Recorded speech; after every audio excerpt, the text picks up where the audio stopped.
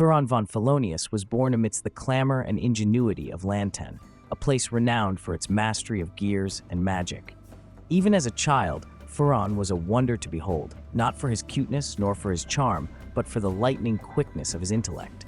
While most children his age played with toys, Firon dismantled and reconstructed them, driven by an unquenchable thirst to understand, and ultimately, to surpass. His early years were marked by creations of astonishing complexity. Clockwork familiars with eyes that seemed to hold a trace of life, small contrivances capable of replaying forgotten melodies.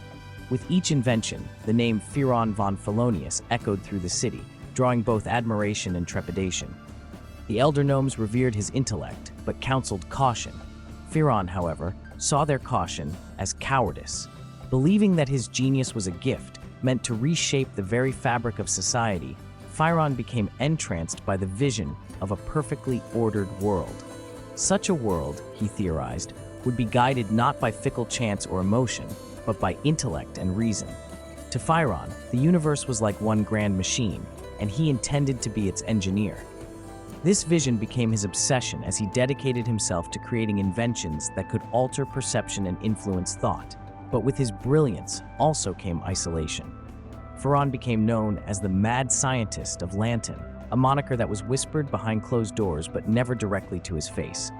Rejection only hardened his resolve. Like a shard of diamond, Firon grew sharper under pressure. The councils dismissed his ideas, declaring them too dangerous, but Firon interpreted their words as the hysterics of lesser minds confronted by inevitable greatness. In this isolation, Firon's only trusted companion was Cadlewick Cad Lam, a simple yet loyal assistant who saw in Firon nothing short of divinity. While Cad marveled at the inventions, it was often through his unintended critique that Firon identified and rectified crucial flaws in his designs. Over time, the line between science and enchantment blurred in Firon's workshop. Machines that hummed with a resonance akin to spells, devices meant to amplify thoughts or compel obedience, became his chief focus. His was a genius that thrived on the very edge of possibility, yet it was also a house of cards waiting for a foundation of humility it could not find. Firon's volatile path collided with the trajectory of Shunlior, a paladin whose legend began the day he exposed Firon's machinations to the public.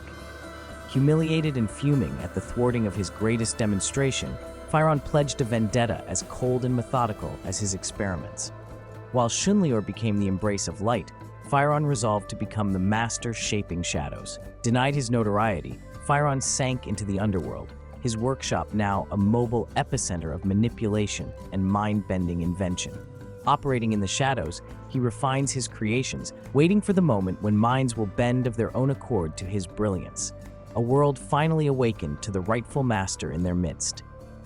Firon von Phelonious, a name that would one day command awe, fear, and surrender, bides his time for the perfect alchemical storm when intellect will reign supreme over all.